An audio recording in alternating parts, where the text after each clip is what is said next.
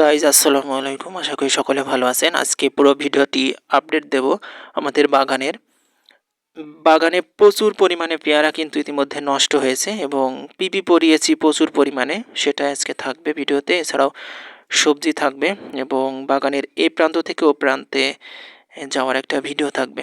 দেখতে পাচ্ছেন একটি মাত্র ডালে কত পরিমাণে পেয়ারার পিপি পরানো হয়েছে এবং প্রচুর পরিমাণে পেয়ারা নষ্ট হয়েছে। এই যে এই সাইজের পেয়ারাগুলো কিন্তু ফেলে দিতে হবে।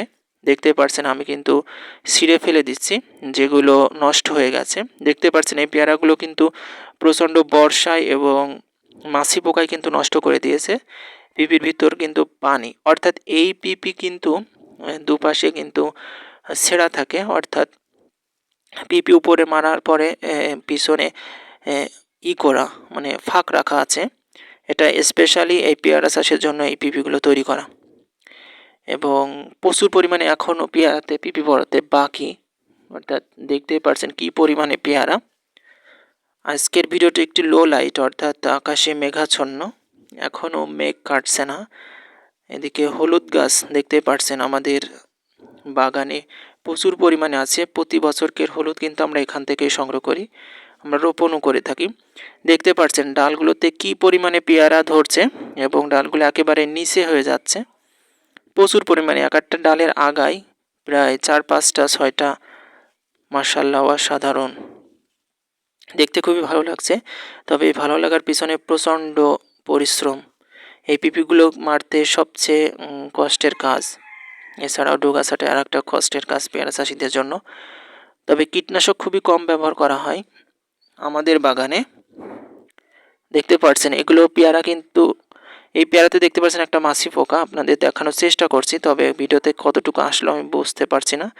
এই পোকাগুলো একটু বড় সাইজের পেয়ারাতে বসলে সেটা নষ্ট, অর্থাৎ পিপি পড়ানোর আগে যদি কোনো পেয়ারাতে মাছি পোকাগুলো বসে সেটি কিন্তু একেবারে নষ্ট হয়ে যায়, অর্থাৎ পোকা ধরে যায়, পচে যায়।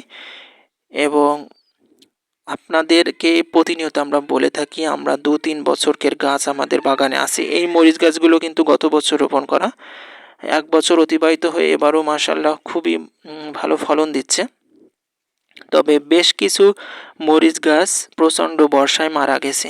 দেখতে পাচ্ছেন কত বড় একটা গাছ মারা গেছে, একেবারে শুকিয়ে গেছে। প্রচুর পরিমাণে মরিচ ধরতে শুরু করেছিল, কারণ এগুলো 1 বছর অতিবাহিত হয়ে আরও কয়েক মাস হয়ে যাচ্ছে। দেখতে পাচ্ছেন মরিচ ধরছে। এই মরিচগুলো কিন্তু সবচেয়ে বাজার মূল্য বেশি, প্রচুর পরিমাণে দাম মরিচের এখন। দেখতে পাচ্ছেন গাছগুলো কিন্তু নষ্ট হয়ে গেছে, অর্থাৎ প্রচণ্ড বর্ষায় কিন্তু অনেকগুলো গাছ মারা গেছে।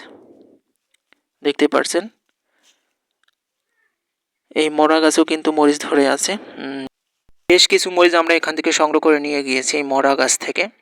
প্রচুর পরিমাণে গাছ মরছে, দেখতেই পাচ্ছেন এই গাছটাও কিন্তু মারা গেছে। গাছগুলোর গ্রোথ মাশাআল্লাহ খুবই ভালো ছিল এবং অনেক বড় বড় গাছ।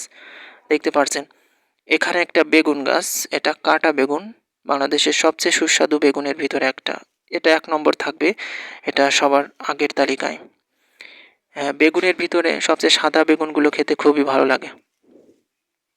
প্রচুর পরিমাণে পেয়ারাতে পিপি পরিয়েছি এবং এছাড়াও অনেক পিপি পরানো বাকি আছে এবং গাছগুলোর গ্রোথ মাশাআল্লাহ খুবই ভালো। কয়েকদিন আগে ডোগা ছাঁটাই করেছি। দেখতে পাচ্ছেন একটি মাত্র ডালে 6টা প্রায় 5টা পেয়ারা ধরছে।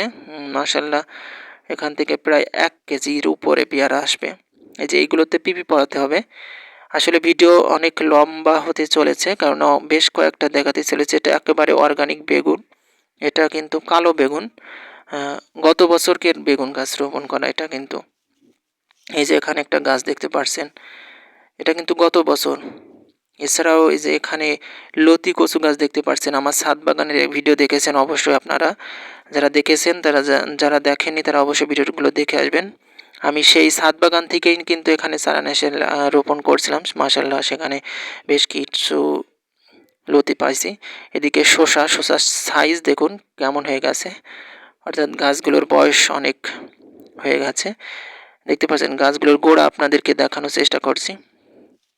এই যে এই জায়গাটি গোড়া অনেক বুড়ো, যেটাকে বলে গাছ বুড়ো হয়ে গেছে, সেজন্য শসার মান খুবই কম। এই যে এদিকে পেঁপে চারায় কি যেন লাগছে, নষ্ট হয়ে যাচ্ছে, জাপ পোকা। এদিকে আমাদের উস্তের ডালটা নষ্ট হয়ে গেছে, অর্থাৎ প্রচণ্ড বর্ষার কারণে উস্তে নষ্ট হয়ে গেছে, যেটা করলা। এবং এদিকে পেঁপের সাইজ দেখুন, মাশাআল্লাহ। আপনাদের বেশ কিছু ভিডিওতে দেখিয়েছি পেঁপে গাছ এবং পেঁপে অনেক বড় সাইজ। এমন বড় সচরাচর দেখা যায় না। এবং এটা একেবারে অর্গানিক, এটা সারা কিন্তু এমনি হয়েছে, যেহেতু আমাদের এই জায়গাতে প্রচুর পরিমাণে গাছ ছিল পেঁপে গাছ।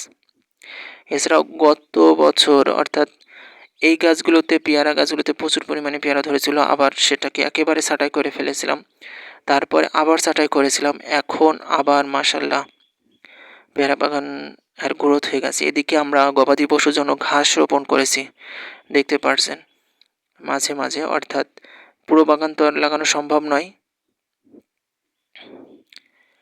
এবং পেয়ারা গাছ দেখুন কতটা ঝাপসালো, এটা নিচের প্লটে আমাদের। এতক্ষণ যে ভিডিওগুলো দেখছিলেন পূর্বের, অর্থাৎ আগের, সেটি কিন্তু আমাদের বড়, অর্থাৎ পুরনো বাগান ছিল। এই যে এটা কিন্তু আমাদের নতুন বাগান, 2 বছর হচ্ছে, আর ওটা 3-4 বছর মতো হচ্ছে। গাছগুলোর গ্রোথ মাশাআল্লাহ খুবই ভালো। গাছগুলোর কালার দেখুন, চকচক করছে একেবারে। আমি আসলে উপর থেকে শটটা নিতে পারলে সবচেয়ে ভালো হতো, কেননা ড্রোন শটগুলো নিলে আমাদের বাগানটা খুবই ভালো দেখাতো। এই যে কথা বলতে বলতে আমাদের বাগানের শেষ মাথায় চলে আসছি, ওই দিক থেকে এদিক, একদম শেষ মুড়োয়। এটা কোন কর্নার, একদম নিচের পাশের, উপরে জালের শেড। আজ এ পর্যন্তই, দেখা হচ্ছে অন্য কোনো ভিডিওতে।